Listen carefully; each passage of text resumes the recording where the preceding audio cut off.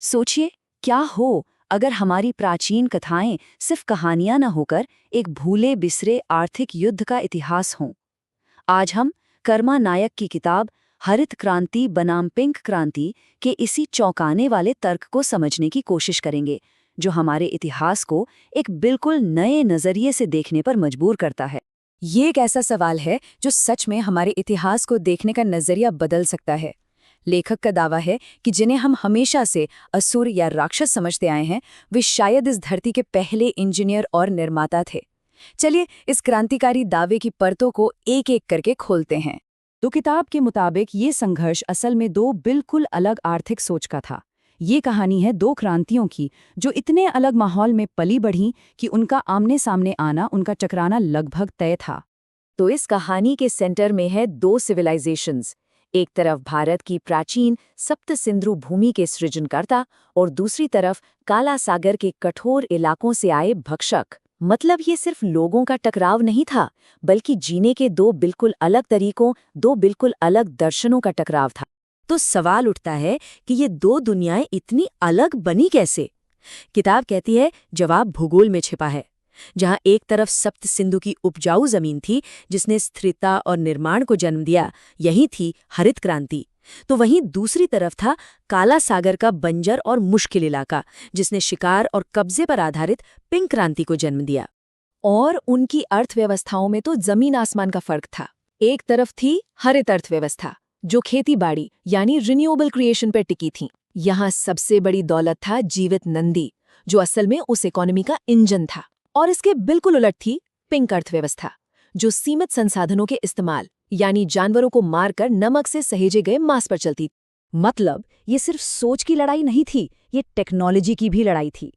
एक तरफ थी बनाने की टेक्नोलॉजी, एग्रीकल्चर साइंस, बांध बनाने की इंजीनियरिंग और कपड़ा बनाने वाले करघे, और दूसरी तरफ थी विनाश की टेक्नोलॉजी, मांस को सहेजना, चमड़े का काम और तेजी से हमला करने की रणनीति। कह सकते हैं कि ये करघे और युद्ध के हथौड़े के बीच की लड़ाई थी। तो ये टकराव आखिर हुआ कैसे? किताब के अनुसार ये कोई एक लड़ाई नहीं थी, ये एक सोचा समझा प्लान था। नागवंशियों के पूरे इकोनॉमिक सिस्टम को जड़ से उखाड़ने का एक अभियान, एक 3 पॉइंट अटैक। और ये 3 कदम, जैसा कि किताब में बताया गया है, सीधे सीधे हरित अर्थव्यवस्था की नींव पर हमला थे। पहला हमला पानी पर, ताकि अकाल पैदा हो। दूसरा हमला प्रोडक्शन की कैपिटल यानी नंदी बैल पर। और तीसरा हमला सीधे संस्कृति यानी कपास पर। हर एक कदम इकोनॉमी के एक हिस्से को तोड़ने के लिए डिजाइन किया गया था। तो चलिए पहले कदम को जरा गौर से देखते हैं। लेखक की व्याख्या के मुताबिक वृत्र कोई दानव नहीं था, बल्कि नागवंशियों का बनाया एक बहुत बड़ा बांध या वाटर मैनेजमेंट सिस्टम था।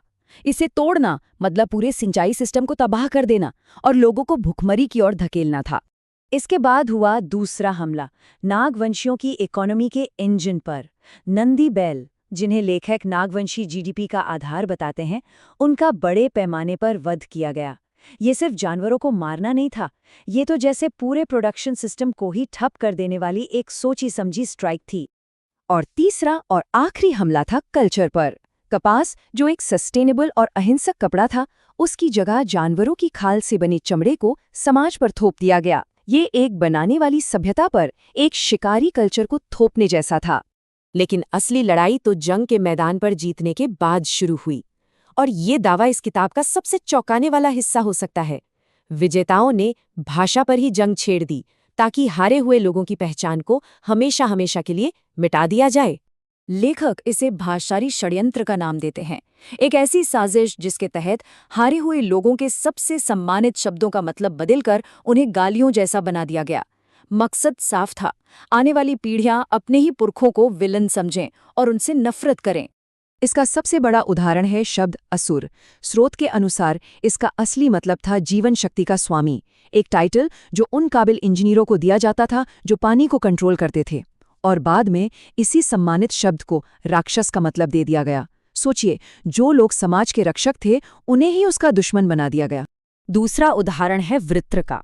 जैसा हमने पहले भी देखा, लेखक का तर्क है कि ये कोई ड्रैगन नहीं, बल्कि एक बांध था, एक पब्लिक यूटिलिटी, लेकिन कहानियों में इसे एक ऐसे राक्षस में बदल दिया गया जो नदियों को कैद करता था, ताकि उस बांध को तोड़ने को एक हीरो का काम बताया जा सके। और तीसरा उदाहरण, पणी। किताब के मुताबिक ये लोग गणराज्य के एक खजांची थे जो बीजों और मवेशियों की देखभाल करते थे। जब उन्होंने हमलावरों को अपनी संपत्ति देने से मना कर दिया तो उन्हें कंजूस और चोर कहकर बदनाम कर दिया गया। अब आते हैं इस पूरी कहानी के सबसे दिलचस्प हिस्से पर, जहां लेखक इस प्राचीन ऐतिहासिक फ्रेमवर्क को आज के ग्लोबल मुद्दों से जोड़ते हैं। उनका तर्क ये है कि ये युद्ध दरअसल कभी खत्म ही नहीं हुआ। यहाँ लेखक ने बहुत दिलचस्प तरीके से प्राचीन और आज के संघर्ष को जोड़ा है। वो कहते हैं कि बनाने और बिगाड़ने का ये संघर्ष आज भी जारी है। जो प्राचीन हरित अर्थव्यवस्था थी वो आज हमें सस्टेनेबिलिटी और ऑर्गेनिक फार्मिंग में दिखती है, और पिंक अर्थव्यवस्था वो आज इंडस्ट्रियल कंज्यूमरिज्म और फॉसिल फ्यूल्स के रूप में हमारे सामने खड़ी है। तो इस किताब का जो सार है वो ये है कि हरित और पिंक इकोनॉमिक मॉडल के बीच का चुनाव आज शायद पहले से कहीं ज्यादा जरूरी हो गया है। सस्टेनेबल लिविंग और मास कंजम्पशन के बीच की आज की जो बहसें हैं वो असल में उसी पुराने युद्ध का नया रूप है। और हम इस विश्लेषण को इसी एक सवाल के साथ खत्म करते हैं। क्या ये मुमकिन है कि हमारी आज की आर्थिक और पर्यावरण से जुड़ी चुनौतियां हजारों साल पहले शुरू हुए एक संघर्ष की ही गूंज है, एक ऐसा युद्ध जिसे हम आज भी लड़ रहे हैं? इस पर विचार जरूर कीजिएगा।